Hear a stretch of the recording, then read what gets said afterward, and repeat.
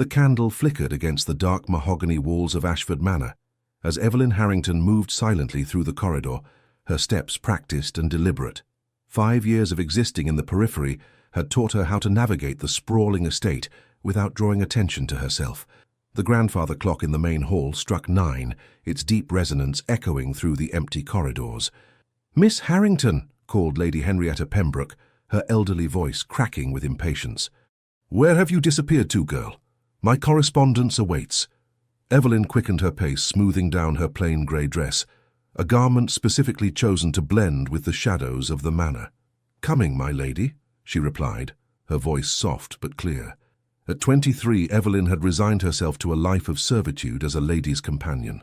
The illegitimate daughter of the late Earl of Westmoreland had no place in proper society, and she had learned to be grateful for the roof over her head, even if it came with Lady Pembroke's constant demands and reminders of her inferior status.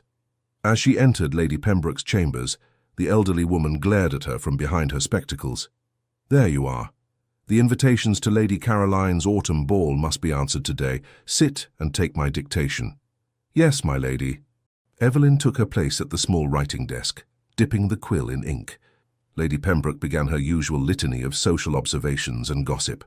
"Have you heard? The Duke of Aldridge has returned to London after 3 years in the wilds of Scotland. That man has finally emerged from seclusion." She clicked her tongue disapprovingly. "Not that it improves his standing. The scandal of his wife's death still hangs over him like a shroud." Evelyn kept her expression neutral, though her quill paused momentarily. Everyone in London knew the tale of Sebastian Blackthorne, the Duke of Aldridge. His wife had fallen from the cliffs near his Scottish estate under mysterious circumstances. Though he had been cleared of any wrongdoing, whispers followed him everywhere. "They say he's coming to Ashford tomorrow," Lady Pembroke continued, her eyes glinting with malicious excitement.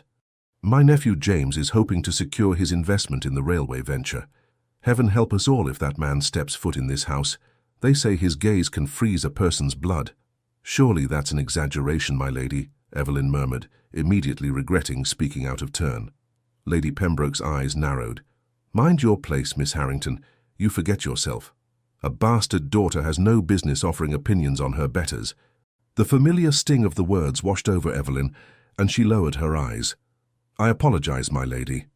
Later that evening, Evelyn retreated to her small attic room, the one sanctuary where she could briefly remove the mask of subservience she wore throughout the day. She sat at her window, gazing out at the gardens illuminated by moonlight.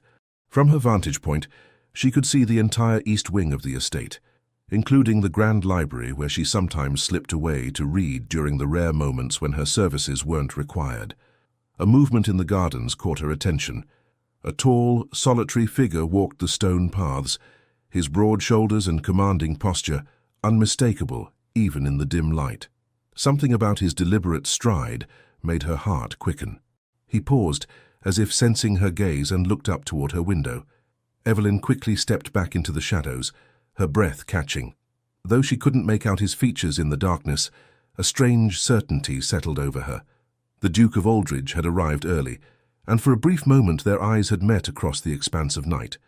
The following day brought chaos to Ashford Manor as servants rushed to prepare for the Duke's official arrival.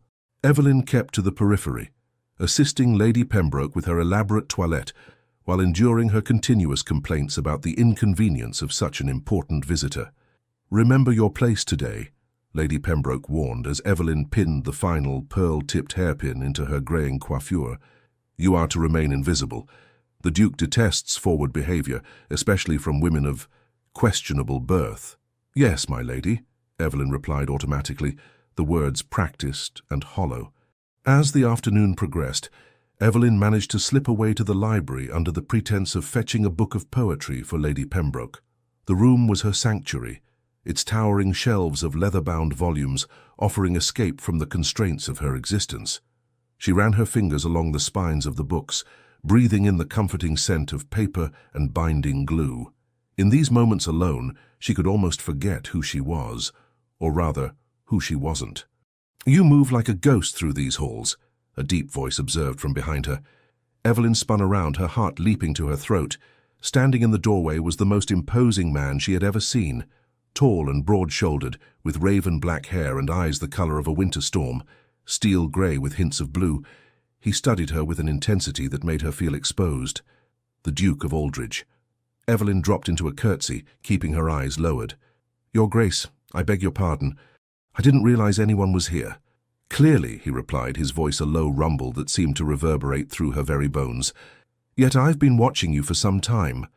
Her eyes darted up to meet his, a mistake she immediately regretted.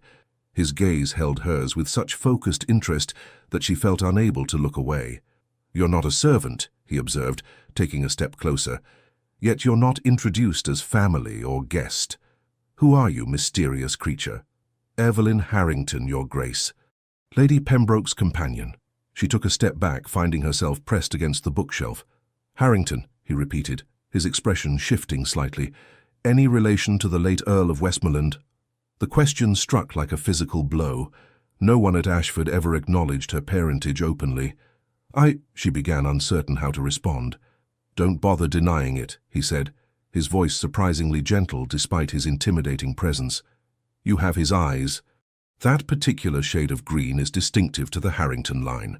Evelyn fell silent, her heart pounding painfully against her ribs. After years of practiced invisibility, being truly seen was terrifying. The Duke took another step forward, close enough now that she could detect the subtle scent of sandalwood and leather that clung to him. How curious that the Earl's daughter serves as a companion in a house that should, by rights, acknowledge her bloodline. "Half-blood only, Your Grace," Evelyn managed, finding her voice at last, "and illegitimate. I have no rights to acknowledgement." A shadow passed over his features. "Blood is blood, Miss Harrington. Legitimacy is merely a construct of society's making." Before she could respond, footsteps sounded in the hallway, and James Pembroke's voice called out, "Your Grace, are you in the library?" The Duke's expression closed instantly, the brief moment of connection evaporating as quickly as it had formed. He stepped back, creating a proper distance between them just as James entered. "Ah, there you are, Your Grace," James said, his obsequious smile faltering as he noticed Evelyn. "Miss Harrington, why are you bothering His Grace? Return to my aunt at once." "Miss Harrington was assisting me in locating a particular volume," the Duke interjected smoothly. "I requested her help." James looked between them, suspicion evident in his pinched features. "I see. Well, we shouldn't keep the others waiting, Your Grace. The business discussion awaits." As the Duke moved to follow James from the library, he paused beside Evelyn and leaned down slightly, his lips close to her ear as he whispered words that would change the course of her carefully constructed life. "I found you, Evelyn Harrington, and I don't intend to lose sight of you again." The Duke's words haunted Evelyn in the days that followed. She found herself constantly aware of his presence at Ashford Manor, his visit having extended beyond the initial business discussions. Though she tried to maintain her customary invisibility, she frequently felt his storm-grey eyes following her movements across rooms and corridors. "The ledgers for the East Wing renovations, Miss Harrington," Lady Pembroke instructed one morning, pushing a stack of account books toward her. "Review them for errors. My nephew believes someone has been falsifying the figures." "Yes, my lady," Evelyn replied, accepting the task with outward meekness while inwardly relishing the challenge. Numbers had always made sense to her in a way people rarely did. They followed rules, remained consistent, told clear stories to those who knew how to read them. She spent the morning in the small anteroom adjacent to the drawing room, poring over the columns of figures. Her concentration was so complete that she failed to notice the door opening until a shadow fell across her work. "You have a gift with numbers," observed the Duke, causing her to startle and blot ink across the page. "Your Grace," she acknowledged, rising hastily. "Forgive me, I didn't hear you enter." "No apology needed," he replied, his gaze falling to the ledgers. "I've been watching you work for several minutes. You've already identified 3 discrepancies that I suspect even the family's accountant missed." Evelyn glanced down at her annotations, suddenly self-conscious. "It's merely arithmetic, Your Grace." "It's considerably more than that." He moved closer, examining her neat notations. "You've reconstructed entire patterns of financial movement. That requires both intelligence and intuition." His proximity was disconcerting, the heat of his body palpable in the small room. Evelyn fought to maintain her composure. Lady Pembroke asked me to review the figures. I'm simply following her instructions. And do you always follow instructions so diligently, Miss Harrington? He asked, his voice dropping to a dangerous timbre. Never tempted to break free of the constraints placed upon you. The question struck too close to her carefully guarded thoughts. Freedom is a luxury not afforded to women in my position, Your Grace. Something flickered in his expression. Anger, perhaps, though not directed at her. A position that should never have been yours to begin with. Before she could respond, the door opened again, and Catherine Pembroke, James's younger sister, entered. Her pretty face registered surprise at finding the Duke in such close proximity to the companion. "Oh, Your Grace, I didn't realize you were engaged." Her blue eyes narrowed slightly as they fell on Evelyn. "Miss Harrington, my mother requires your assistance upstairs." "Of course, Miss Pembroke," Evelyn responded, gathering her papers. As she moved to leave, the Duke's hand brushed against hers. So briefly it might have been accidental, yet the deliberate pressure of his fingers suggested otherwise. "We'll continue our discussion another time, Miss Harrington," he said, his formal tone belied by the intensity in his eyes. Catherine's gaze darted between them, her expression calculating. "Miss Harrington has many duties, Your Grace. I fear her time is not her own to promise." "Indeed," he replied coolly. "A situation I find increasingly problematic." That evening, as Evelyn assisted Lady Pembroke in preparing for dinner, the elderly woman was unusually agitated. "The Duke's interest in our financial matters is most irregular," she muttered, as Evelyn fastened the clasp of her pearl necklace. "James says he's been asking questions about the estate management, about staffing, about—" Her eyes suddenly fixed on Evelyn's reflection in the mirror. "About you." Evelyn's hands faltered momentarily. "Me, my lady, I cannot imagine why." "Can you not?" Lady Pembroke turned, fixing her with a hard stare. "He inquired about your background, your education, your mother." The mention of her mother sent a painful jolt through Evelyn's chest. "What did you tell him?" "The truth, of course. That your mother was a country governess who seduced my brother-in-law, that he foolishly provided for your education before his death, and that we charitably took you in when you had nowhere else to go." She adjusted her lace cuffs with sharp, irritated movements. "What I cannot fathom is why a duke with his reputation would take interest in someone like you." The words stung as they were intended to. Perhaps he merely wishes to understand the household he's considering investing in. Lady Pembroke's laugh was brittle. "My dear girl, men like the Duke of Aldridge do not concern themselves with ladies' companions unless they have dishonorable intentions. You would do well to remember your place and avoid his attention." Later, as the household dined, Evelyn took her customary place at the small secretarial desk in the corner of the dining room, ready to note any business matters that might arise during conversation. From this position, she could observe without being observed, or so she had always believed. But tonight, the Duke sat angled slightly toward her, his posture making it clear he was aware of her presence even as he engaged in conversation with James Pembroke about railway investments. Occasionally, his gaze would find hers across the room, and each time, a tremor of awareness passed through her. "The northern route would provide better returns in the long term," James was saying, his face flushed with wine and enthusiasm, "though the initial investment would be higher." "I'm not convinced," the Duke replied, his attention clearly divided. "The ledgers suggest financial irregularities that must be addressed before any partnership could be considered." James's expression tightened. "Surely a few bookkeeping errors—" "Not errors," the Duke interrupted. "Deliberate misappropriation. Your companion identified the pattern quite clearly this morning." He turned fully toward Evelyn now, forcing everyone at the table to acknowledge her presence. Perhaps Miss Harrington should explain her findings. A horrified silence fell over the table. Lady Pembroke looked as though she might faint, while James's face had turned an alarming shade of red. "This is highly irregular," he sputtered. "A companion has no place in business discussions." "On the contrary," the Duke replied smoothly, "Miss Harrington appears to be the only person in this household with both the skill and integrity to address these discrepancies honestly."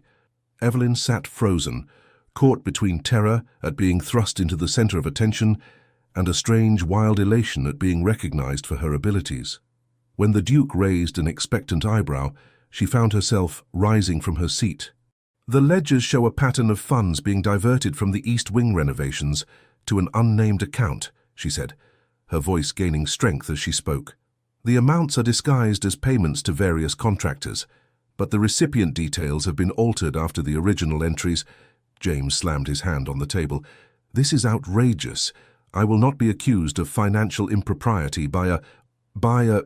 Choose your next words with exceptional care, Mr. Pembroke, the Duke said, his voice dangerously soft. The tension in the room was broken by the arrival of the butler. Your Grace, a messenger has arrived from London with urgent correspondence. The Duke nodded, rising from his seat. We'll continue this discussion tomorrow when cooler heads might prevail. His eyes met Evelyn's once more. Miss Harrington, I would appreciate your assistance in my review of the complete accounts. 9 o'clock in the library. It wasn't a request, and everyone present knew it. As he departed, Catherine leaned toward her brother, whispering urgently, while Lady Pembroke's expression darkened with fury. You forget yourself, Miss Harrington, she hissed when the Duke was safely out of earshot. Your position in this household is precarious at best. I simply answered His Grace's questions truthfully, Evelyn replied, struggling to keep her voice steady. Lady Pembroke's eyes narrowed. Truth is a luxury you cannot afford. You would do well to remember that before our meeting tomorrow morning. A chill ran down Evelyn's spine at the implied threat. She had spent years carefully building the walls of her confined existence, finding small freedoms within its limitations. Now those walls were crumbling, and she couldn't be certain whether what waited beyond was liberation or destruction. That night, unable to sleep, Evelyn slipped from her attic room and made her way to the library. The vast room was silent and dark, save for the faint moonlight filtering through the tall windows. She moved to the section containing the household ledgers, pulling out the volumes from previous years. If she was to face the Duke tomorrow, she needed to understand the full extent of the financial irregularities. How long had funds been diverted, and for what purpose? The sound of the door opening sent her heart racing. She stepped back into the shadows between the shelves, holding her breath.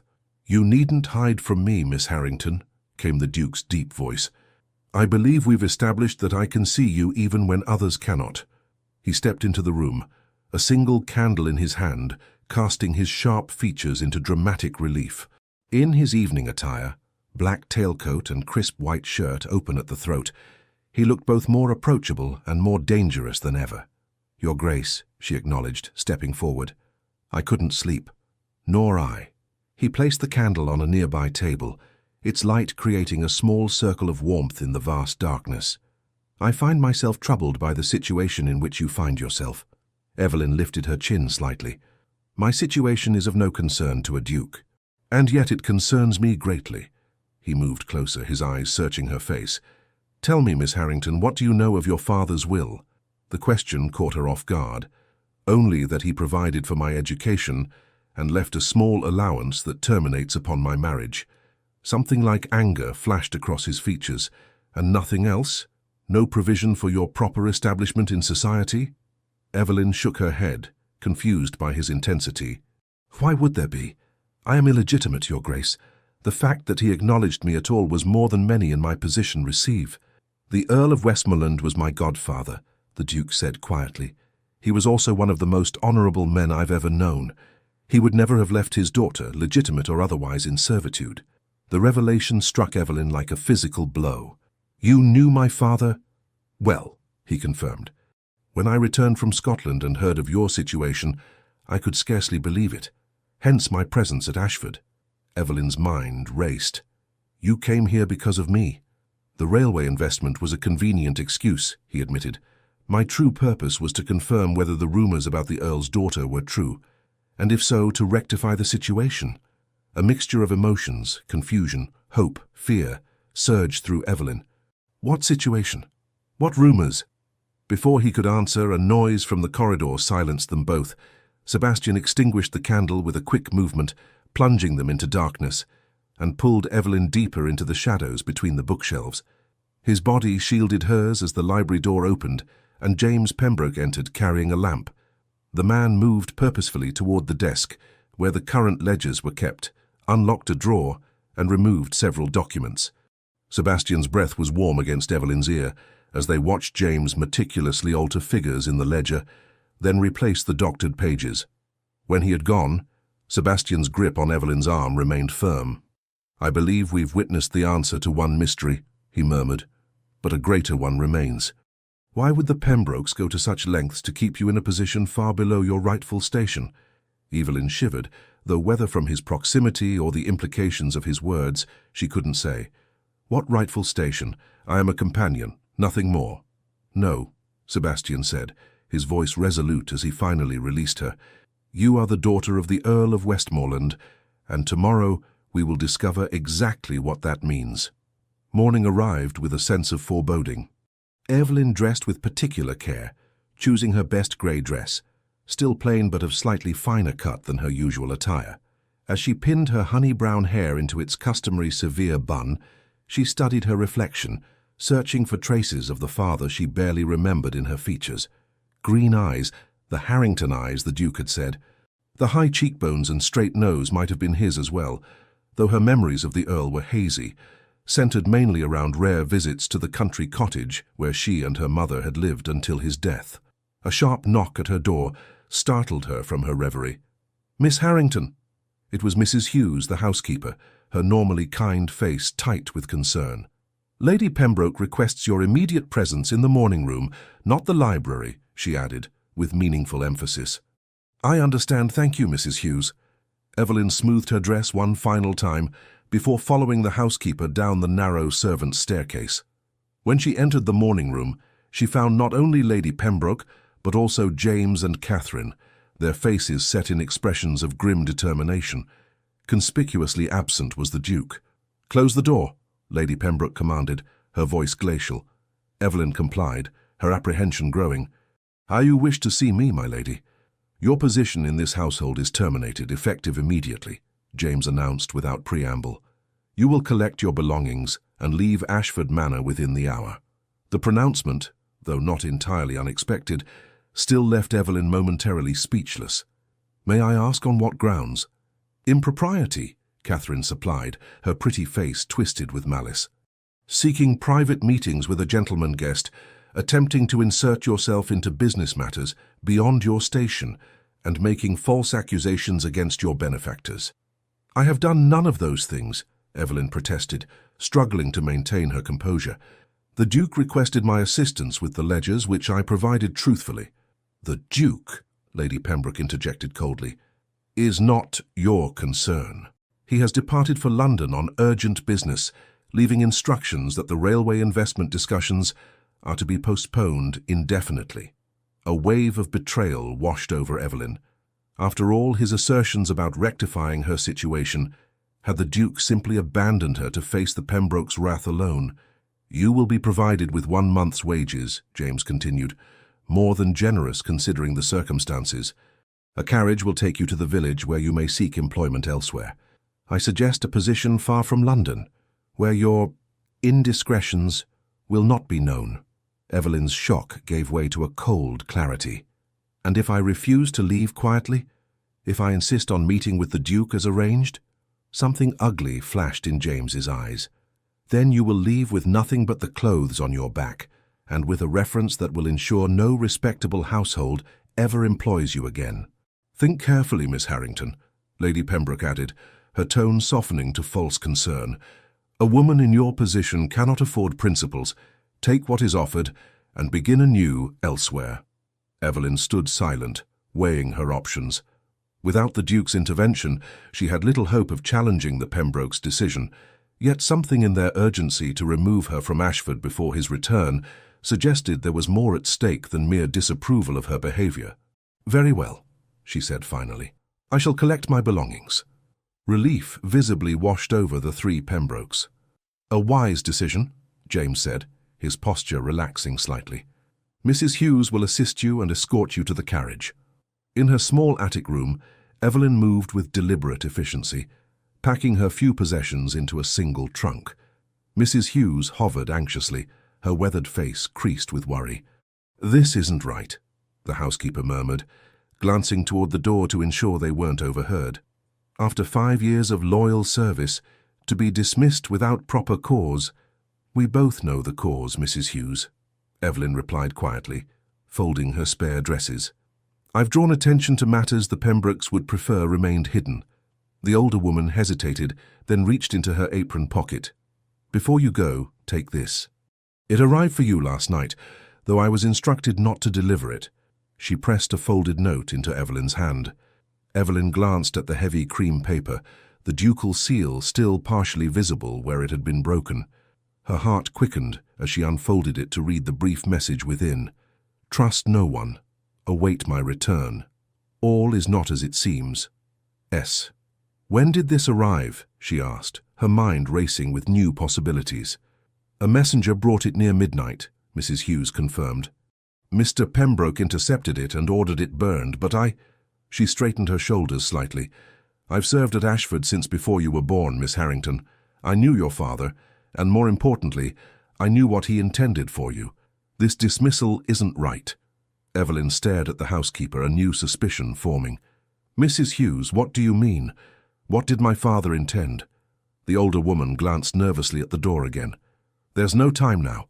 The carriage is waiting, and Mr. Pembroke will check that you've left as ordered." She pressed a small purse into Evelyn's hand. "Take this. It's not much, but it might help. And go to the Rose and Crown in the village. Ask for Mrs. Simmons. Tell her Eleanor sent you." Before Evelyn could question her further, heavy footsteps sounded on the stairs. Mrs. Hughes quickly stepped away, assuming a more formal demeanor as James Pembroke appeared in the doorway. "The carriage is waiting, Miss Harrington," he announced, his eyes cold as they swept over her small trunk. "I trust you've included only what rightfully belongs to you." "I have nothing that isn't mine, Mr. Pembroke," Evelyn replied, her voice steadier than she felt. The Duke's note was hidden in her sleeve, its presence giving her a strength she hadn't possessed moments before. The journey down to the waiting carriage was a silent procession of humiliation. Servants paused in their duties to watch as Evelyn was escorted from the house, their expressions ranging from sympathy to barely concealed curiosity. Catherine Pembroke stood at the entrance hall, a smile of satisfaction playing at her lips as she watched Evelyn's departure. As the carriage pulled away from Ashford Manor, Evelyn allowed herself one backward glance at the imposing stone edifice that had been her prison and shelter for 5 years. Despite the uncertainty that lay ahead, she felt an unexpected lightness, as though invisible chains had been loosened, if not yet broken. In the village of Ashford, the carriage deposited her unceremoniously outside the small coaching inn, the driver barely waiting for her trunk to be unloaded before departing. The Rose and Crown was a modest establishment, its whitewashed walls and thatched roof a stark contrast to the grandeur of the manor house on the hill. Inside, Evelyn asked for Mrs. Simmons and was led to a small private parlour at the rear of the inn. The woman who awaited her was perhaps 50, with shrewd eyes and a practical air about her. "So you're Eleanor's girl," Mrs. Simmons said without preamble, studying Evelyn with undisguised interest.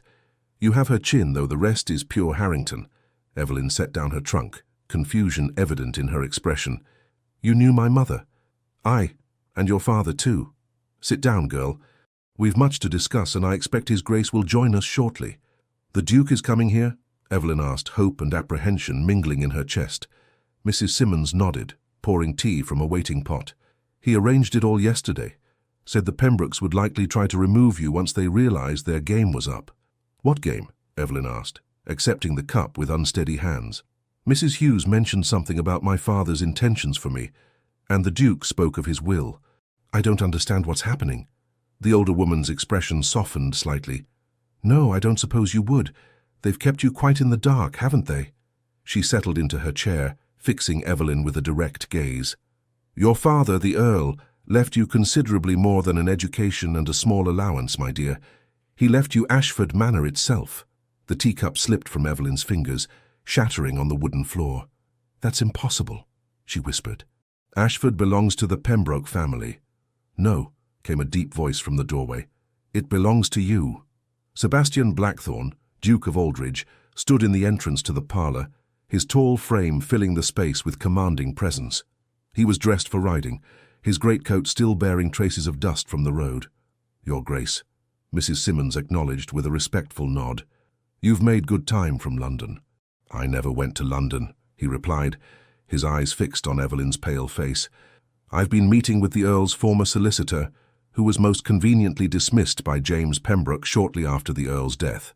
Evelyn rose unsteadily to her feet. "I don't understand. If what you're saying is true, how could the Pembrokes have taken Ashford? Surely there would have been legal proceedings, documents." "Documents can be falsified," Sebastian said grimly, moving further into the room, "especially when a child's guardian collaborates in the deception." "My guardian?" Evelyn echoed. "I had no guardian after my mother died. I was sent directly to Ashford as a companion." Sebastian and Mrs. Simmons exchanged a significant look. "That's the heart of it," Mrs. Simmons said gently. "Your mother never intended for you to be a companion. She entrusted your care to Lady Pembroke as your appointed guardian, with explicit instructions regarding your inheritance." "Lady Pembroke was my guardian." The betrayal cut deeper than Evelyn could have imagined. "But she's always treated me as little better than a servant." "Because acknowledging your true position would mean surrendering Ashford," Sebastian explained, his expression darkening. "The Earl's will was clear. Ashford Manor and half his fortune were to pass to you upon your 21st birthday or your marriage, whichever came first. Lady Pembroke, as your mother's cousin and your appointed guardian, was to manage the estate until then. But I turned 21 2 years ago," Evelyn said, the implications slowly dawning on her. "Precisely." Sebastian's jaw tightened. "They've been illegally controlling your inheritance for 2 years, using your ignorance of your rights to maintain their position." Evelyn sank back into her chair, overwhelmed by revelations that threatened to upend everything she had believed about her life. "How did you discover this?" "Your father and I corresponded regularly until his death," Sebastian explained, taking the seat opposite her. "In his final letters, he expressed concern about the Pembrokes' intentions regarding your inheritance. When I returned from Scotland and heard rumours of the Earl's daughter serving as a companion in her own home, I knew I had to investigate." "But why would you concern yourself with my situation?" Evelyn asked, still struggling to comprehend why the Duke of Aldridge, a man known for his reclusiveness and disdain for society, would involve himself in her affairs. Something shifted in Sebastian's expression, a softening around the eyes, a hesitation before he spoke. "So your father was more than my godfather, Miss Harrington. He was the only person who stood by me during the darkest period of my life. When my wife died and scandal threatened to destroy me, the Earl defended my honor without reservation." His voice dropped lower. "I owe him a debt I can never repay. Ensuring his daughter receives her rightful inheritance is the least I can do to honor his memory." The sincerity in his voice stirred something in Evelyn's chest, a warmth that had nothing to do with gratitude and everything to do with the way his storm-grey eyes held hers. "What happens now?" she asked quietly. "Now," Sebastian said, his determination evident, "we reclaim what is rightfully yours." The next morning found Evelyn, Sebastian and Mr. Barnet, the Earl's former solicitor, approaching Ashford Manor in the Duke's imposing carriage. Evelyn wore a borrowed dress of deep blue, provided by Mrs. Simmons, who had insisted she could not reclaim her birthright dressed as a servant. "Remember," Sebastian said as the manor came into view, "you are no longer Miss Harrington the companion, but Miss Harrington the rightful owner of Ashford. Carry yourself accordingly." Evelyn nodded, though her stomach twisted with nerves. After years of practiced invisibility, stepping into the light was terrifying. "The legal documents are indisputable," Mr. Barnet added, patting his leather portfolio. "With the original will and the witness testimonies I've gathered, the Pembrokes have no legal grounds to retain control of the estate." When they arrived, the household was thrown into chaos by their appearance. The butler, who had served at Ashford since Evelyn was a child, stared in open astonishment as she entered the main hall on the Duke's arm, her head held high. "Inform Lady Pembroke and Mr. Pembroke that we require their immediate presence in the study," Sebastian instructed, his tone brooking no argument. The butler hesitated only momentarily before bowing. "Yes, Your Grace." "At once." As they made their way to the Earl's former study, a room Evelyn had rarely been permitted to enter, servants gaped openly at the transformation in their former companion. Several maids curtsied as she passed, their expressions a mixture of confusion and awe. Inside the study, Mr. Barnet arranged his documents on the large mahogany desk, while Sebastian paced by the window, his expression stormy. Evelyn stood before her father's portrait, which hung above the fireplace, seeing with new clarity the resemblance between them. He had the same habit of tilting his head slightly when lost in thought, Sebastian observed quietly, coming to stand beside her, and the same quiet dignity, even in difficult circumstances. Evelyn felt a lump form in her throat. "I wish I had known him better. He spoke of you often," Sebastian said, "always with pride despite the circumstances of your birth. He intended to bring you to London, to present you to society under his protection. His sudden illness prevented it." Before Evelyn could respond, the door burst open, and James Pembroke strode in, his face flushed with anger. Lady Pembroke followed, her expression freezing when she saw Evelyn. "What is the meaning of this intrusion?" James demanded, though his belligerence faltered when he noticed Mr. Barnett and the documents spread across the desk. "Please, sit down," Sebastian said, his voice deceptively calm. "We have matters of considerable legal importance to discuss. If this concerns Miss Harrington's dismissal, I assure you it was fully justified," Lady Pembroke began, her eyes darting nervously to the papers. "This concerns Miss Harrington's inheritance," Mr. Barnett corrected, adjusting his spectacles. "Specifically the inheritance that has been unlawfully withheld from her for the past 2 years. James paled visibly. "What nonsense is this? The girl has no inheritance beyond what my aunt generously provided." "On the contrary," Mr. Barnett held up the Earl's will. "According to the late Earl of Westmoreland's last testament, executed and witnessed properly, Miss Evelyn Harrington is the sole heir to Ashford Manor and half of the Earl's considerable fortune, to be received upon her 21st birthday." Lady Pembroke sank into a chair, her composure cracking. "That will was invalidated. The Earl was not of sound mind when he made such unreasonable provisions." "A claim you made without evidence, Mr. Barnett countered, "to a different solicitor after dismissing me. However, I retained copies of all documents, including the physician's certification of the Earl's mental competence at the time the will was signed." James's face contorted with fury as he turned to Evelyn. "You, a bastard, claim ownership of Ashford? This is preposterous. No court would uphold such a bequest." "I assure you, Mr. Pembroke, the courts will uphold it," Sebastian interjected, his voice dangerously soft, "particularly when they learn how you and your aunt have systematically defrauded Miss Harrington while keeping her in ignorance of her rights through deliberate misrepresentation." "We gave her a home," Lady Pembroke protested. "When no one else would take in Edmund's byblow, we provided for her." "You were legally obligated to provide for her as her guardian," Mr. Barnett corrected. "A duty you accepted along with substantial compensation from the estate. Compensation that was contingent upon Miss Harrington receiving her full inheritance at the appointed time." The colour drained from Lady Pembroke's face. We merely delayed the transfer until she was properly prepared to manage such responsibilities." "By keeping her as a servant in her own home?" Sebastian's contempt was palpable. "By denying her education about estate management while embezzling funds from her property?" James lunged forward suddenly, his face contorted with rage. "You have no proof of any financial impropriety." "On the contrary," Evelyn said, finding her voice at last. "The ledgers clearly show systematic diversion of funds that were traced to your personal accounts in London, Mr. Pembroke." James turned on her, his control finally snapping. "You ungrateful little—" Sebastian stepped between them, his posture menacing. "Choose your next words with exceptional care, sir." A tense silence filled the room before Mr. Barnett cleared his throat.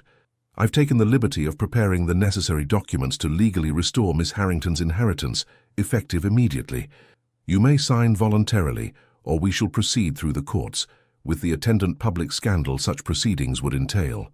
Lady Pembroke closed her eyes briefly, defeat evident in the slump of her shoulders. "James, we must sign. We cannot withstand a public inquiry."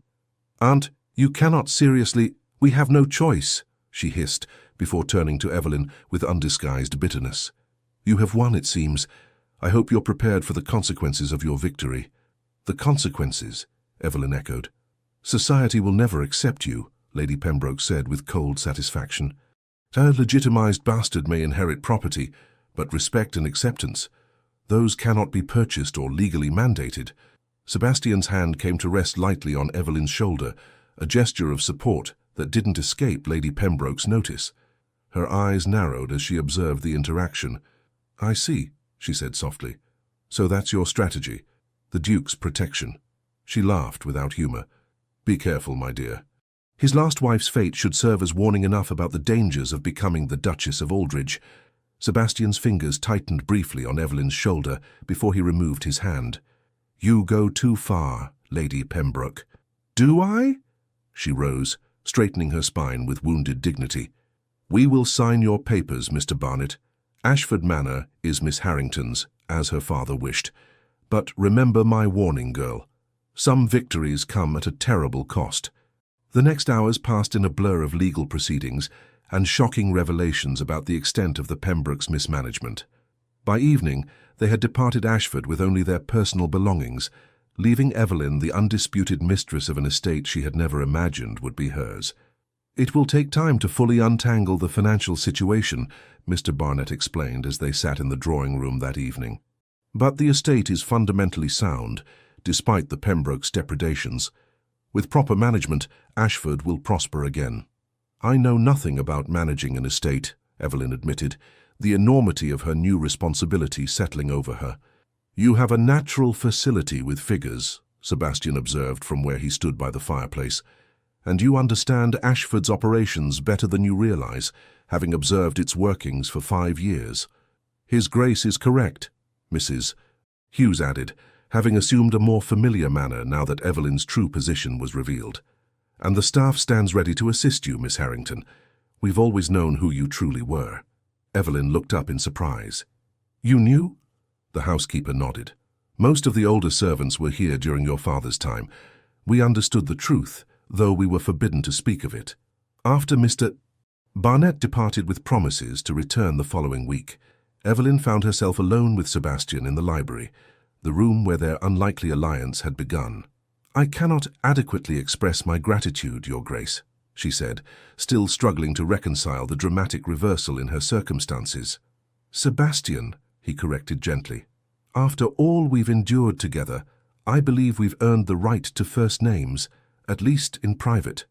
Evelyn felt a flush rise to her cheeks. Sebastian, she acknowledged, the intimacy of his name on her lips sending an unexpected thrill through her. Still, what you've done for me was no more than what your father would have expected, he finished. Though I must confess, my motivations were not entirely altruistic. Something in his tone made her heart quicken. What do you mean? Sebastian moved closer, his tall frame illuminated by the firelight. From the moment I saw you in this library, trying so desperately to remain invisible while your eyes revealed a keen intelligence and profound depth of feeling, I was captivated. Evelyn's breath caught. You were, completely. His voice dropped lower as he took another step toward her. I came to Ashford out of duty to your father's memory. I remained because I could not bear the thought of leaving you in such circumstances. And now? And now? She prompted when he fell silent. Now I find myself reluctant to leave at all, he admitted, a vulnerability in his expression she had never seen before, though I have no right to impose upon your newly won independence. Evelyn gathered her courage, stepping closer to him. What if I don't wish for you to leave? Something dangerous and wonderful flared in his eyes. Evelyn, he said, her name a caress on his lips. You should know that my reputation is of no concern to me, she interrupted. Lady Pembroke mentioned your wife's fate. I would hear the truth from you, not from those who wish to poison what is between us. Pain flashed across his features, but he nodded. Honesty between us, always, he agreed. My wife, Charlotte, was unhappy in our marriage from the beginning. It was an arranged union, beneficial to both families but devoid of affection. She sought comfort elsewhere and fell in love with another man. When I discovered her infidelity, I offered her freedom, a quiet divorce that would allow her to pursue happiness with her lover. That was uncommonly generous, Evelyn observed softly. It was practical, Sebastian corrected. I had no desire to keep a woman who longed for another, but her lover was less honorable than anticipated. When he discovered she would bring no fortune with her, as our marriage contract prevented her from retaining her dowry in case of divorce, he abandoned her. Understanding dawned on Evelyn, and that's when... Sebastian nodded grimly. In her despair, she walked to the cliffs near our Scottish estate. A servant saw her standing too close to the edge and called out a warning. Charlotte turned, seemed to lose her footing, and... He closed his eyes briefly. The fall was fatal. Though the coroner ruled it an accident, rumors of suicide or worse murder spread quickly. And you blamed yourself, Evelyn realized. How could I not?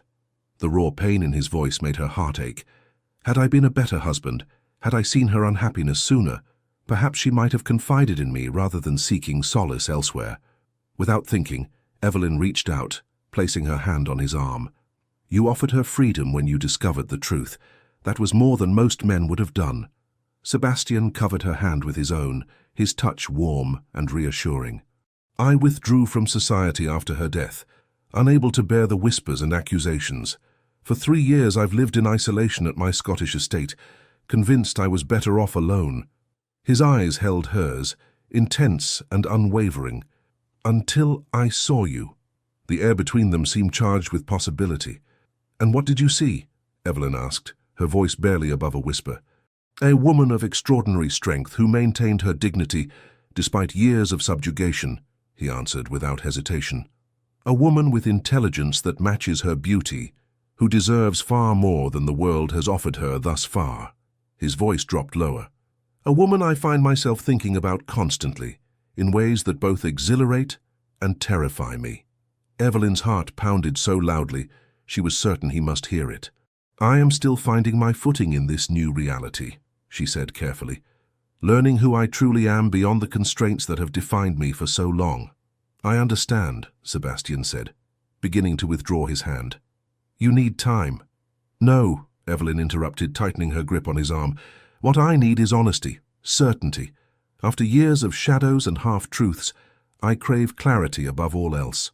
Sebastian studied her face, something like hope kindling in his eyes. Then let me be clear, Evelyn Harrington. I believe I am falling in love with you, not with the heiress you've just discovered yourself to be, but with the woman who endured years of silent dignity, who sees beyond society's judgments to the truth beneath. He took a deep breath. I would court you properly if you'll allow it, not because of duty to your father, but because I cannot imagine my life without you in it. The directness of his declaration left Evelyn momentarily speechless. In the silence, doubt crept into Sebastian's expression. Perhaps I've spoken too boldly, he began, but Evelyn silenced him by placing her hand against his cheek. No, she said softly. You've spoken with exactly the clarity I needed. She smiled, feeling truly seen for the first time in her life, and I would very much like to be courted by you, Sebastian Blackthorne. The smile that transformed his face was like dawn breaking after the longest night. Slowly, giving her every opportunity to withdraw, he leaned down until his lips were a breath away from hers. May I? He whispered. In answer, Evelyn closed the distance between them, her lips meeting his in a kiss that held all the promise of her newfound freedom and his hard-won redemption. Winter settled over the English countryside, blanketing Ashford Manor in pristine white. Inside, warmth radiated from more than just the crackling fireplaces that warded off December's chill. 3 months had passed since the dramatic revelations that had transformed Evelyn from servant to mistress of her ancestral home, and with each passing day, Ashford felt more truly hers. The West tenants' cottages should be completed by spring, Evelyn noted, reviewing the estate maps spread across the library table. Mr. Barnett confirms that the funds have been properly allocated this time. Sebastian looked up from the correspondence he was reading, his expression warm with approval. You've accomplished more in 3 months than most landowners manage in years. I had excellent motivation, Evelyn replied with a wry smile. Every improved cottage, every repaired fence, every fair wage paid feels like reclaiming a piece of my father's legacy. The transformation in Evelyn over these months had been remarkable. Gone was the shadow woman who had moved silently through the corridors of Ashford. In her place stood a confident young woman who managed her estate with natural authority, tempered by genuine compassion for those who depended on her. Society's reaction to her sudden elevation had been predictably mixed. Some neighboring families had withdrawn their acquaintance entirely, scandalized by her illegitimate birth and her close association with the still controversial Duke of Aldridge. Others, particularly the younger generation, had been intrigued by her unusual story and impressed by her capability in managing Ashford's affairs. Lady Harrington's note arrived this morning, Sebastian said, indicating one of the letters. She's extended an invitation for you to attend her Christmas ball. Evelyn raised an eyebrow in surprise. Lady Harrington, I thought she was among the most conventional of the local gentry. She is, Sebastian confirmed with a hint of amusement. But she's also a shrewd judge of character and social currents. Your successful management of Ashford has impressed her, and she's not one to allow prejudice to interfere with establishing connections to rising powers in the county. And does my association with the notorious Duke of Aldridge not concern her? Evelyn asked, a teasing light in her eyes. Sebastian's mouth quirked in a half-smile. I believe she considers it further evidence of your independent spirit. Besides, my reputation has undergone something of a rehabilitation lately. This was true. Sebastian's championing of Evelyn's cause and his evident devotion to her had softened many hearts previously hardened against him. The more discerning members of society had begun to question the old rumors about his wife's death, particularly as his character revealed itself through his actions toward Evelyn. Their courtship, though unconventional, had progressed with a natural ease that surprised them both. Sebastian divided his time between his own estates and Ashford, never staying away for more than a week at a time. His presence had become so familiar that the staff now treated him as a permanent fixture, and the local villagers tipped their hats to him with the same respect they showed Evelyn. Will you accompany me to Lady Harrington's ball? Evelyn asked, moving around the table to stand beside him. Sebastian captured her hand, bringing it to his lips. With pleasure. Though I should warn you, our appearance together at such a public event will only intensify speculation about our relationship. Let them speculate, Evelyn said with newfound confidence. I've spent too many years worrying about others' opinions. Now I find I care only for the opinions of those who matter to me. Sebastian's eyes darkened as he drew her closer. And whose opinions might those be? Mrs. Hughes, of course, she replied with mock seriousness.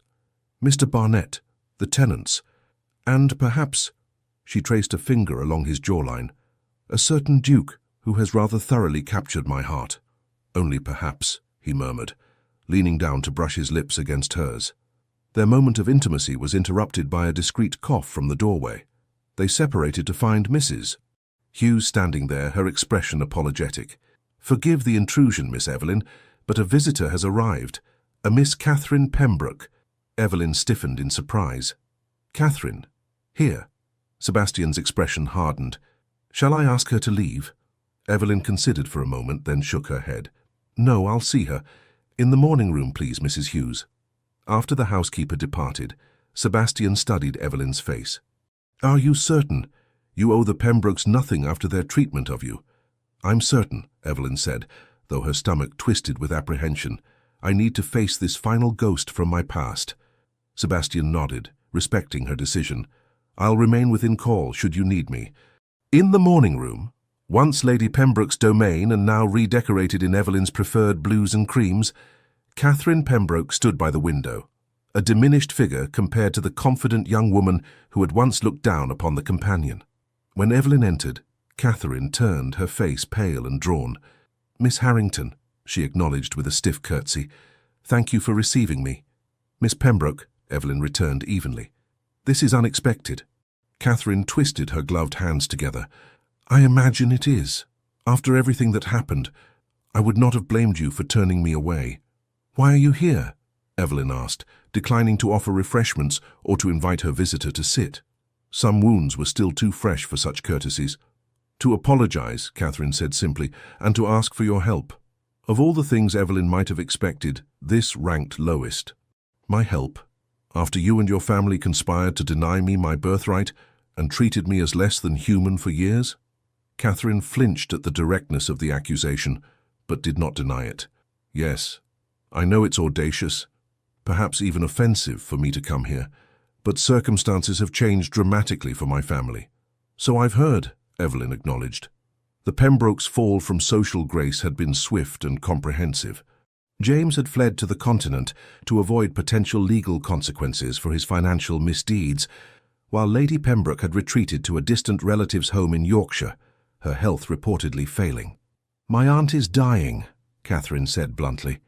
Consumption. The doctors give her perhaps a month. She wishes to make peace with you before the end.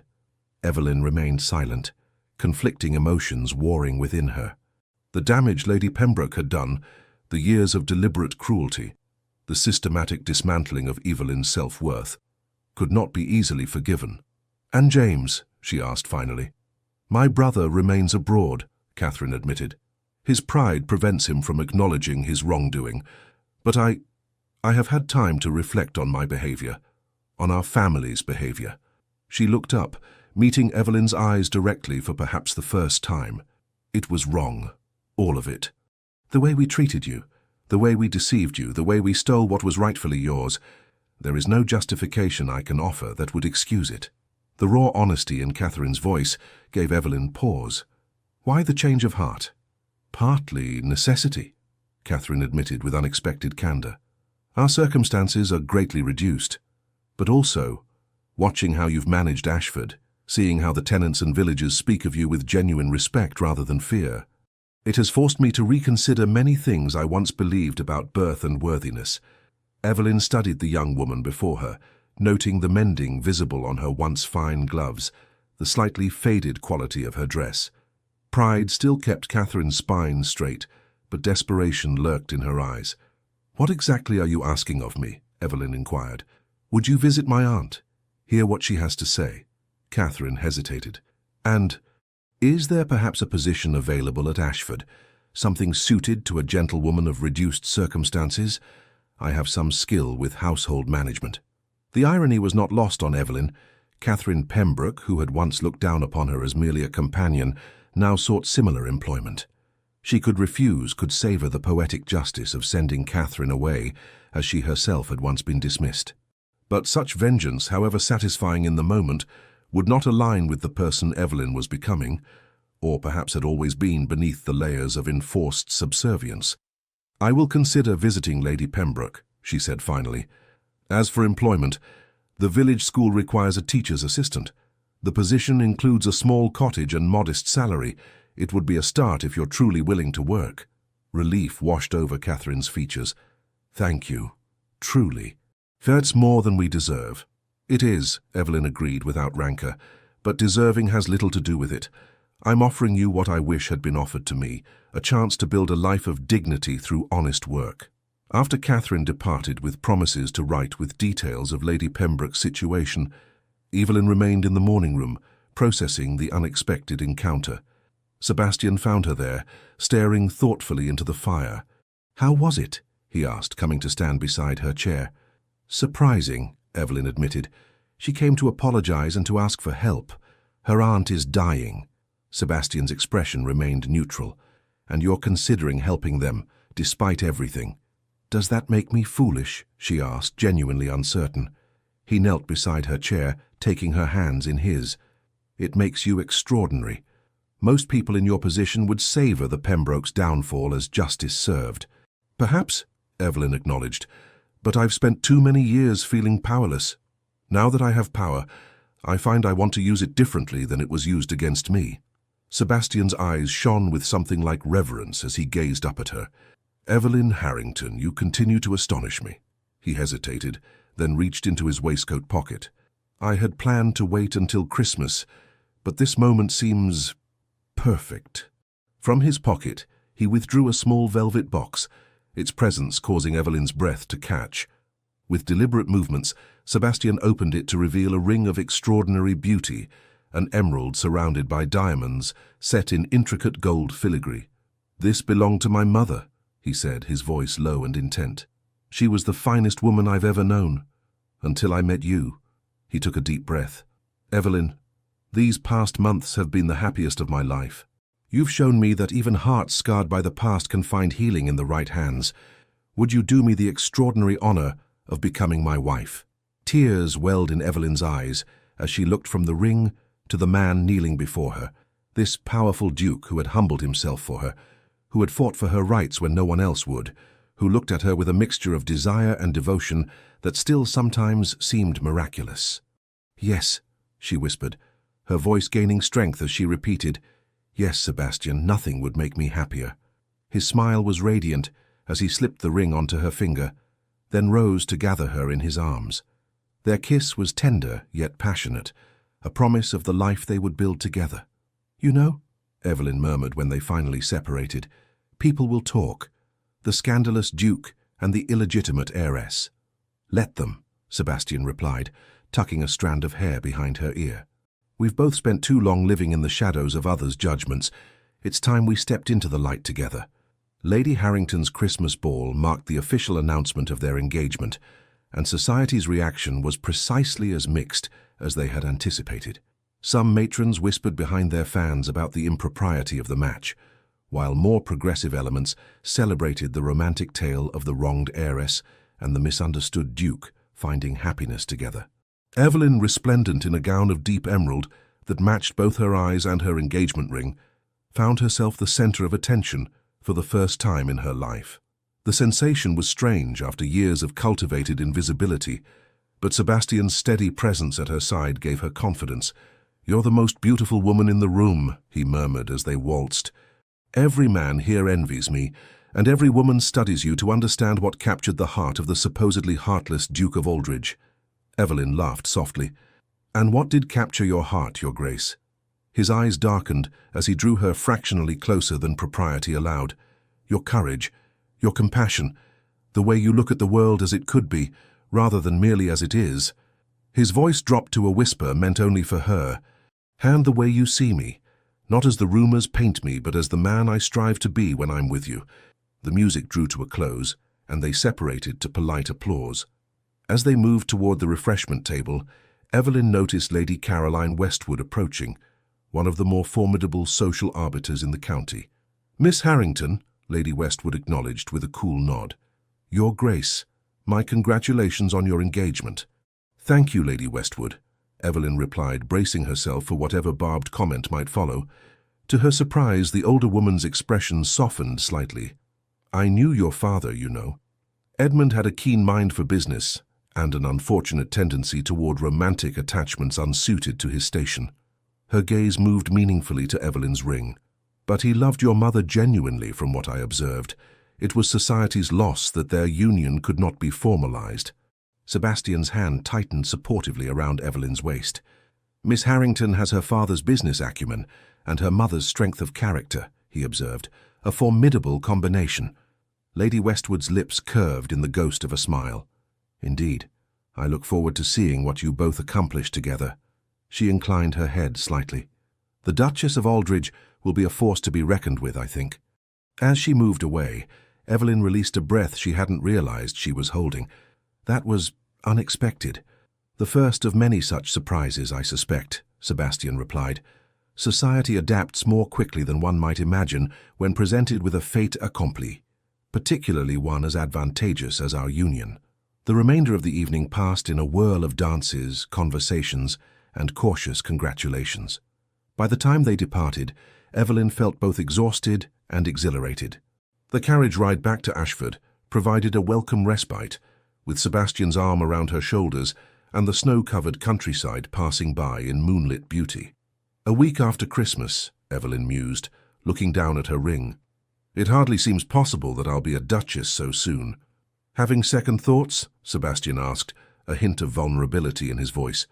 She turned to face him, cupping his cheek with her gloved hand. "Not for a moment. I'm simply marveling at how dramatically life can change in the space of a few months." His expression relaxed. "From invisible companion to duchess. It's quite the transformation." "The title matters less than the man who comes with it," Evelyn said softly. "Though I won't deny that the freedom it brings, the ability to effect real change, to help others as I was once helped, means a great deal to me." Sebastian smiled, pressing a kiss to her palm. "You'll be a magnificent duchess. The ton won't know what hit them when you arrive in London for the season." "Speaking of which," Evelyn said, a more serious note entering her voice, "I've decided to visit Lady Pembroke before the wedding." Sebastian studied her face. "Are you certain? No one would blame you for refusing her deathbed reconciliation." "I'm certain," Evelyn confirmed. "Not for her sake, but for mine. I need to close that chapter of my life completely before beginning our new one together." The journey to Yorkshire took place 3 days later, with Sebastian insisting on accompanying Evelyn, despite her assurances that she could manage alone. The small cottage where Lady Pembroke now resided was a stark contrast to the grandeur of Ashford Manor, a humble dwelling that reflected how far the family had fallen. Catherine met them at the door, her expression a mixture of gratitude and apprehension. "Thank you for coming," she said, leading them to a modest sitting room. "My aunt is very weak today, but she's determined to speak with you." Lady Pembroke lay in a small bedroom off the main sitting area, her once imposing figure now frail and diminished against the pillows. When Evelyn entered, the older woman's eyes, still sharp despite her illness, fixed upon her with recognition. "So you came," she said, her voice barely above a whisper. "I wouldn't have, in your position." "I almost didn't," Evelyn admitted, taking the chair beside the bed while Sebastian remained standing protectively behind her. Lady Pembroke's gaze moved to the emerald ring on Evelyn's finger. "Engaged to a duke. You've risen far from the shadows, Miss Harrington." "No thanks to you," Sebastian observed coldly. The dying woman nodded weakly. "True enough, I wronged you, girl. Deliberately and repeatedly." Evelyn studied the woman who had caused her so much pain. "Why? Why such cruelty when you were appointed as my guardian? My mother trusted you. Eleanor was my cousin, but I always resented her," Lady Pembroke admitted, coughing weakly. "Her beauty, her spirit. When she captured Edmund's heart, a man I had once set my sights on, the resentment grew to hatred." The revelation stunned Evelyn. "You were in love with my father?" "Infatuated, at least," Lady Pembroke conceded. "He never returned the sentiment. When he married Lady Elizabeth, I accepted defeat. But when he continued to love your mother even after his marriage, when he acknowledged you as his daughter despite the scandal," she closed her eyes briefly, "it felt like a personal affront. When Eleanor asked me to be your guardian, to protect your inheritance, I saw an opportunity for revenge." The raw honesty of the confession left Evelyn momentarily speechless. Sebastian's hand came to rest on her shoulder, offering silent support. "You punished me for my parents' choices," Evelyn said finally, "for circumstances beyond my control." "Yes," Lady Pembroke agreed, meeting her eyes directly. "It was unforgivable. I don't ask for your forgiveness. I don't deserve it. But before I die, I wanted you to know that the fault was entirely mine. You did nothing to earn such treatment." Tears pricked at Evelyn's eyes, not for the dying woman, but for the child she had been. The girl who had internalized the belief that there was something fundamentally wrong with her that justified such treatment. "Thank you for that truth, at least," she said quietly. Lady Pembroke nodded weakly. "There's something else. In my trunk. Catherine, bring the box." Catherine hurried to comply, returning with a small wooden chest inlaid with mother-of-pearl. Lady Pembroke gestured for her to give it to Evelyn. "These belong to your mother," the dying woman explained. "Letters, miniatures, keepsakes, things I should have given you years ago." With trembling hands, Evelyn opened the box to find a collection of letters tied with faded ribbon, a small portrait of a beautiful woman with Evelyn's eyes, and various small treasures that spoke of a life cut short. "She loved you fiercely," Lady Pembroke said, her voice fading, "as did your father. Remember that, not the years of shadows." Evelyn clutched the box to her chest, overwhelmed by this unexpected connection to parents she had barely known. "I will," she promised. Later, as they drove away from the cottage, Sebastian held Evelyn as she wept, not in sorrow but in release, as though the final chains of her past were falling away at last. "She can never give back what she took from you," he said softly. "The years, the confidence, the sense of belonging." "No," Evelyn agreed, drying her tears, "but knowing the truth that it was her brokenness, not mine, that caused such cruelty, that gives me something I've needed for a long time." "Peace," Sebastian supplied, understanding in his eyes. "Yes," she looked down at the box of her mother's treasures. "And connection to where I came from, to who I am." Sebastian pressed a kiss to her forehead. "You are Evelyn Harrington, soon to be Duchess of Aldridge, daughter of Edmund and Eleanor, mistress of Ashford Manor, and the woman who holds my heart completely in her hands." Evelyn leaned into his embrace, drawing strength from his unwavering support. "I like the sound of that future much better than dwelling on the past." Their wedding took place at Ashford's small stone church on a crisp January morning, with sunlight streaming through stained glass to cast jewel-toned patterns across the ancient stone floor. Though society protocol would have dictated a London wedding for a duke, Sebastian had insisted that Evelyn's wishes take precedence. "Ashford is your home," the place where we found each other," he had said. "There's no more fitting location to begin our life together." The guest list was selective rather than extensive. Those who had shown Evelyn kindness during her difficult years, tenants and villagers who had welcomed her as the rightful mistress of Ashford, and a handful of Sebastian's closest friends who had stood by him during his own period of isolation. Mrs. Hughes wept openly as Evelyn walked down the aisle in a gown of ivory silk, her honey-brown hair adorned with a coronet of winter roses and evergreen. Mr. Barnett, who had helped restore her inheritance, proudly served as the one to give her away, his usually serious face transformed by a beaming smile. When Sebastian turned to watch her approach, the naked adoration in his expression caused whispers of approval throughout the church. Gone was the cold, forbidding Duke of Legend, replaced by a man clearly, desperately in love. "You take my breath away," he murmured as she reached his side. Evelyn's answering smile was radiant. "As you take mine every day." The ceremony itself was brief but deeply meaningful, with vows that promised not only fidelity and care, but also equality and partnership, a deliberate departure from traditional wording that reflected the unique foundation of their relationship. "I take you, Sebastian, not as my lord and master, but as my husband and equal," Evelyn vowed, her voice clear and confident. "I promise to stand beside you in all things, to speak truth when silence would be easier, to offer strength when you falter, and to accept your strength when I need support." Sebastian's response was equally unconventional. "I take you, Evelyn, not as a possession to be protected, but as a partner to be cherished. I promise to honor your independence even as we build a life of interdependence, to champion your dreams as fervently as my own, and to ensure that you never again dwell in shadows unless by choice." As they exchanged rings, his a simple gold band that had belonged to her father, hers an intricate creation that matched her engagement ring, a sense of rightness settled over Evelyn. This union, forged in the unlikeliest of circumstances, felt inevitable now, as though all the hardships had been necessary steps on the path that led to this moment. The wedding breakfast that followed at Ashford Manor was a celebration that bridged social divides in a way rarely seen in Victorian England.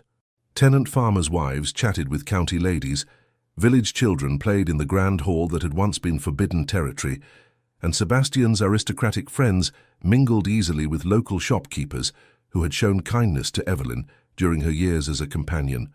"I've never seen anything quite like it," observed Lord Harrington, watching the unusual gathering with bemused approval. "The Duke of Aldridge conversing earnestly with a blacksmith about horseshoe designs? Remarkable." "My husband believes merit lies in character, not birth," Evelyn replied, still finding joy in referring to Sebastian as her husband. "As do I." "Progressive thinking," Lord Harrington commented, "though I must say, it suits you both. There's a genuineness to this celebration that's often lacking in more conventional society weddings." As the afternoon progressed, Evelyn found a moment to step away from the festivities, seeking a brief respite in the library where her journey with Sebastian had begun. She stood by the window, gazing out at the snow-covered gardens, when she felt familiar arms encircle her waist from behind. "Escaping your own wedding celebration, Duchess?" Sebastian teased, his breath warm against her ear. "Just catching my breath," she replied, leaning back against his solid presence. "And savoring the moment." He pressed a kiss to the curve of her neck. "Any regrets? Second thoughts about binding yourself to a man once known as the most feared duke in England?" Evelyn turned in his arms, raising a hand to trace the strong lines of his face. "Not one. Though I do wonder if you might regret marrying a woman who insists on continuing to manage her own estate alongside her ducal responsibilities."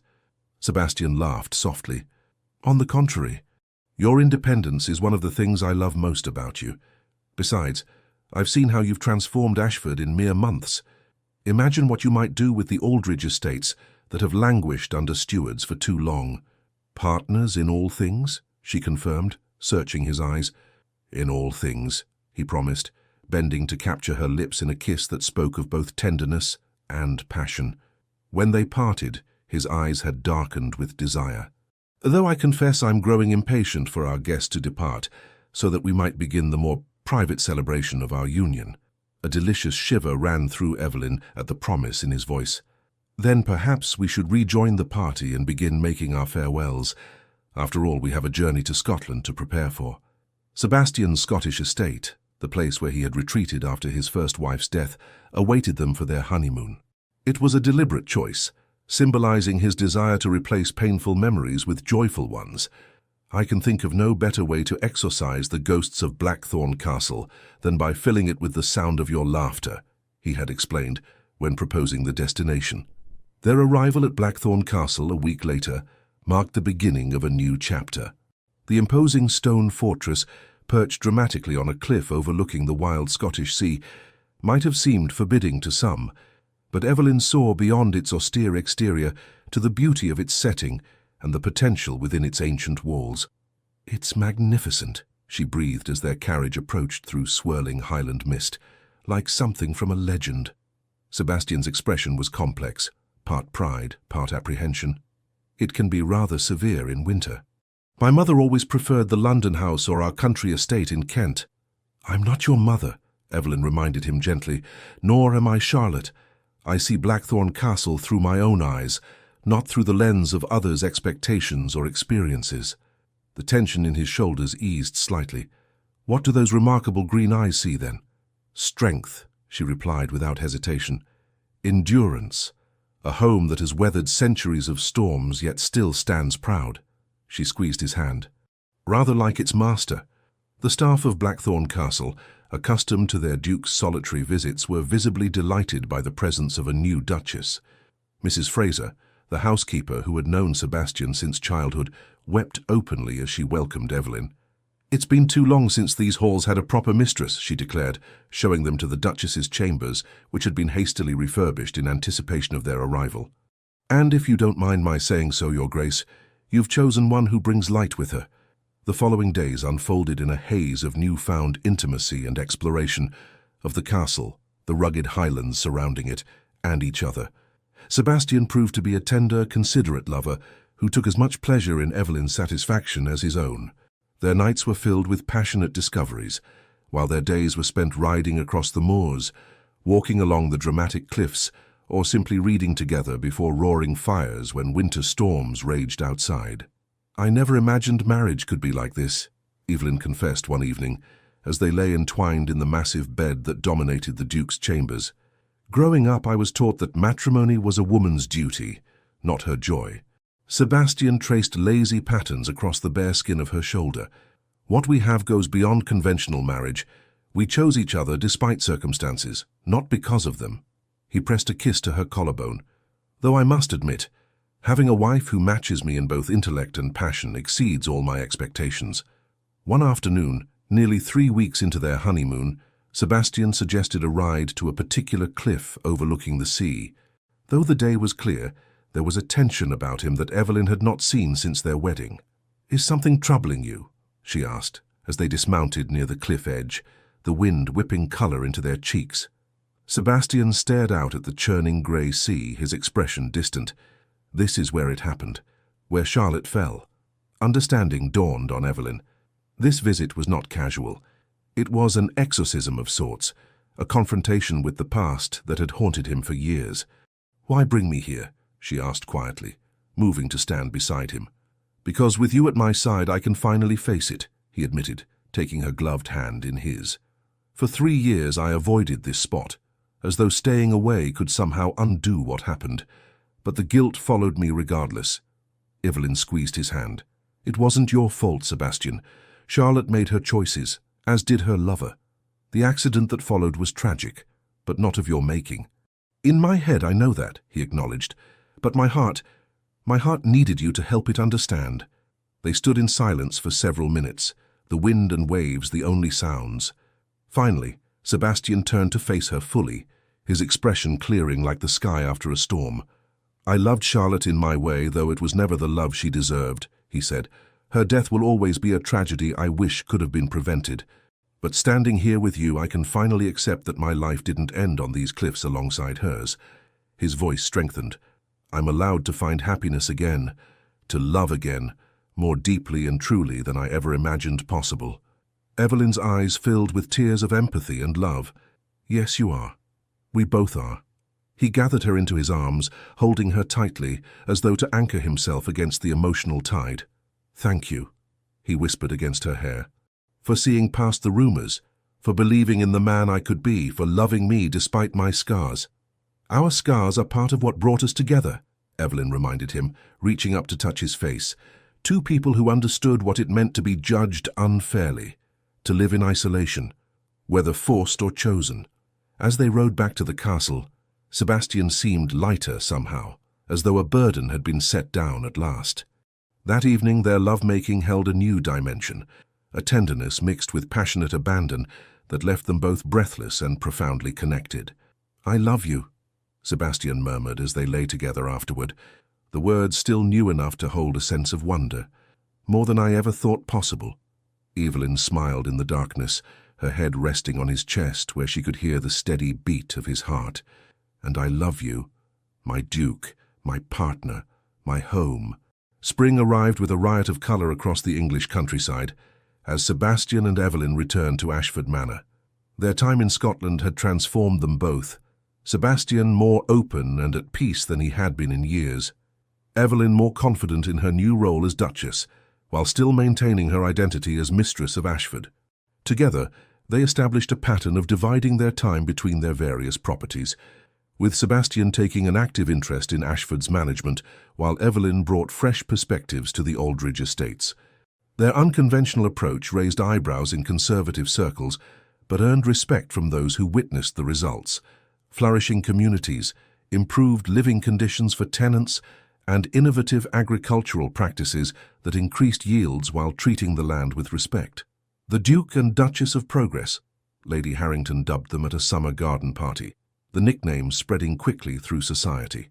Their arrival in London for the season caused the expected stir, but Evelyn navigated the potentially treacherous social waters with a natural dignity that disarmed even the most determined critics. Those who approached expecting to find a country upstart were instead confronted with a poised, intelligent woman whose knowledge of literature, art, and current affairs often exceeded their own. "You've conquered the ton in a single season," Sebastian observed with pride, as they returned from a particularly successful soirée at which Evelyn had charmed even the notoriously difficult Countess of Westmoreland. "Not that I'm surprised," Evelyn laughed softly. "Hardly conquered, but I've found that most social hostility stems from insecurity. When approached with genuine interest and respect, even the most formidable society matrons reveal themselves as simply women with their own hopes and disappointments." It was this insight, this ability to see beyond surfaces to the humanity beneath, that made Evelyn an exceptional duchess. Rather than using her new position merely for social advancement, she established charitable initiatives focused on education and employment opportunities for women of limited means. "No one should have to rely on the goodwill of relatives or employers for their security," she explained, when founding a school that taught practical business skills to young women. "Independence comes from knowledge and capability, not merely from fortunate birth or marriage." Sebastian supported these endeavors wholeheartedly, often remarking that his wife accomplished more genuine good in a month than most aristocratic ladies managed in a lifetime of token charitable gestures.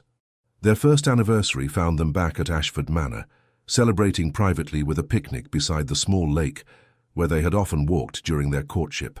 As they shared wine and reminisced about the extraordinary year behind them, Sebastian presented Evelyn with a small velvet box.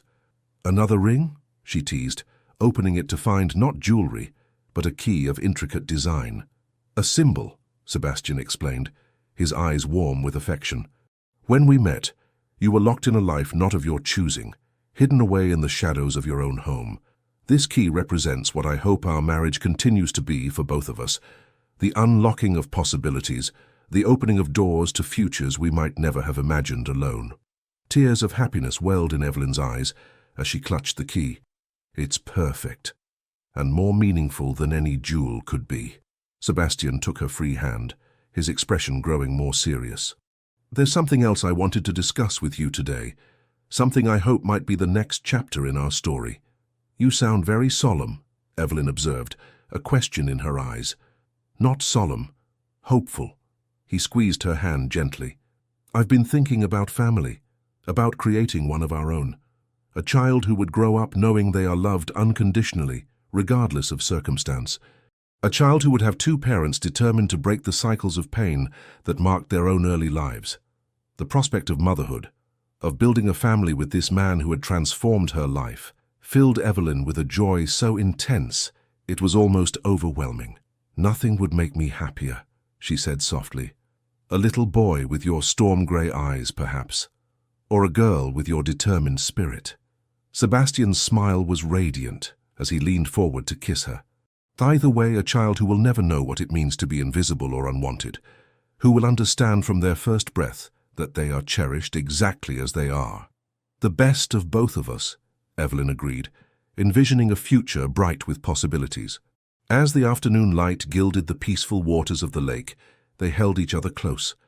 No longer the feared duke and the invisible companion, but partners in the truest sense.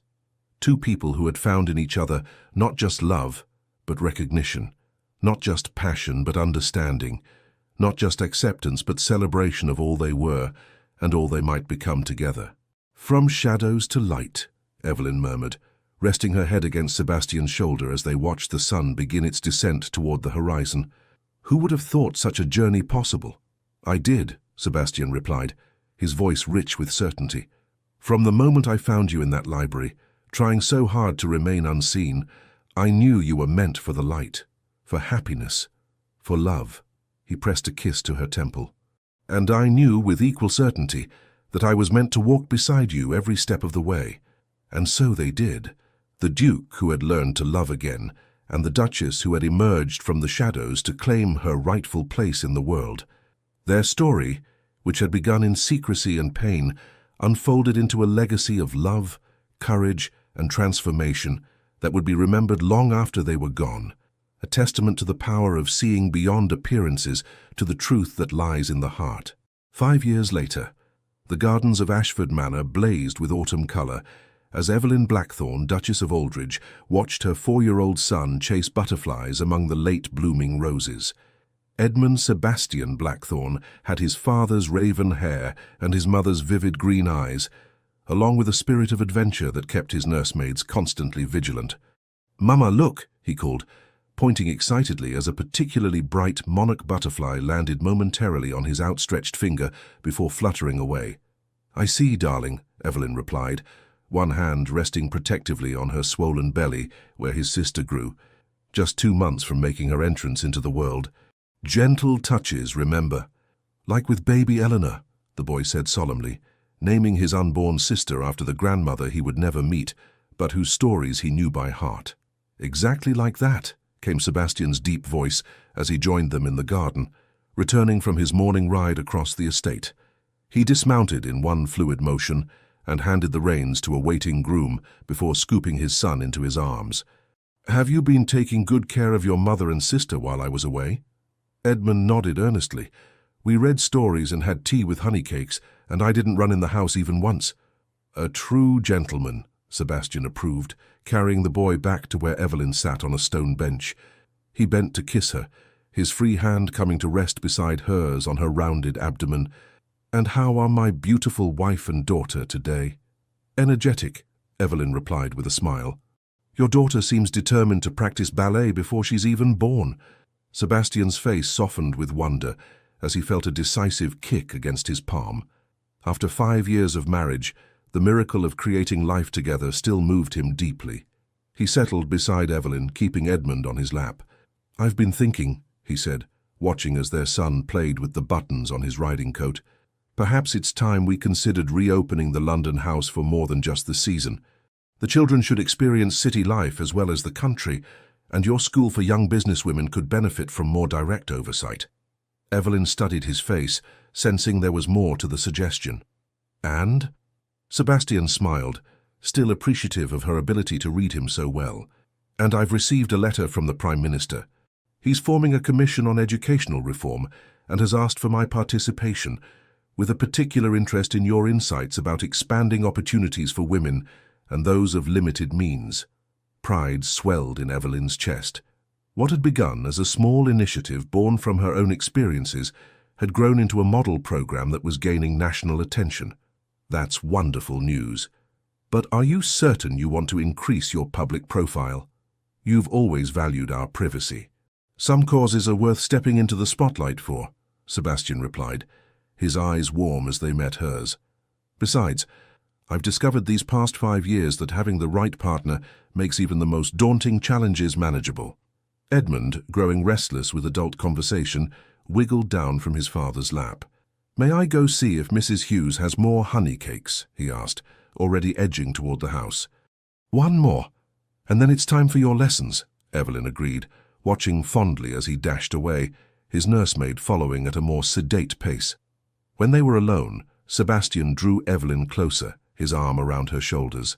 "Did you ever imagine, that day in the library when I said I'd found you, that we would build this life together?" Evelyn leaned into his embrace, reflecting on the journey that had brought them to this moment of profound contentment. "No. After years of invisibility, I couldn't imagine being so completely seen. Not just by you, but by the world." She turned to meet his gaze. "You didn't just find me that day, Sebastian. You recognized me. The person I was beneath the shadows. The woman I could become in the light. The woman you were always meant to be," he corrected gently. "I merely removed the obstacles." Evelyn shook her head, knowing better. "We removed them together, and then built something neither of us could have created alone." As the autumn sun bathed them in golden light, Sebastian's hand found hers, their fingers intertwining in a gesture that had become as natural as breathing. Before them stretched the estate they had transformed, the son they adored, the daughter they anticipated, and a future rich with purpose and possibility. "From I found you to we found ourselves," Sebastian mused, pressing a kiss to her temple. "Quite the journey, my love." "And still unfolding," Evelyn replied, her heart full as she gazed toward the manor house where their son had disappeared, the home that had once been her prison and was now the heart of their shared legacy. "The best chapters are yet to be written." Sebastian's smile held all the love and certainty that had become the foundation of their life together. "Then let us write them well, my Duchess. Together, as always." "Together," Evelyn agreed, secure in the knowledge that she would never again be invisible, not to the world, not to herself, and most certainly never to the man who had first whispered those life-changing words, "I found you." The end. Dear listener, what if I told you that Evelyn's story isn't just fiction, but a mirror reflecting something profound about your own journey? Remember when Sebastian whispered, "I found you," to Evelyn in that library? There's something magical about being truly seen after years of feeling invisible. At your stage of life, you've likely experienced both, the sting of being overlooked and the warmth of genuine recognition. But here's what fascinates me. Evelyn's greatest transformation wasn't becoming a duchess. It was the moment she stopped waiting for permission to matter. Isn't that the secret we often discover too late? That our significance was never dependent on others noticing us. Like Evelyn, you've weathered storms that would have capsized lesser souls. You've lived through cultural revolutions, technological transformations, personal triumphs and heartbreaks that the younger generations can scarcely imagine. That resilience isn't just admirable, it's extraordinary. Tonight, as you drift towards sleep, imagine yourself standing on the cliffs near Sebastian's Scottish castle, feeling that bracing wind against your face. That sensation of being fully alive, fully present, that belongs to you whenever you claim it. The most beautiful plot twist in your story isn't behind you, it might be just around the corner. A new connection, a rediscovered passion, a moment of insight that changes everything. The page is still turning. So wear your experiences like Evelyn wore her emerald ring, not as a burden but as a badge of honor. Sleep deeply tonight with the delicious certainty that tomorrow offers new possibilities for joy, for impact, for being unapologetically, gloriously yourself. The world still needs your voice, your wisdom, your particular way of seeing things. Don't you dare think otherwise. With affection and anticipation for your next chapter. The Legends of the Fall Team. Thank you so much for joining us on this journey. From the quiet shadows of Ashford to the dazzling light of true love, Evelyn's story reminds us that even the most invisible heart can shine when truly seen. If this story touched your soul, please like this video, subscribe to our channel, leave a comment below telling us your favorite moment, and share it with someone who might need hope today. Your support truly fuels our passion to keep telling more emotional stories full of love, redemption, and powerful transformations. At the end of this video, you'll see a new suggested story from our channel. Click it and be surprised by another unforgettable tale, because there's always more love waiting to be discovered.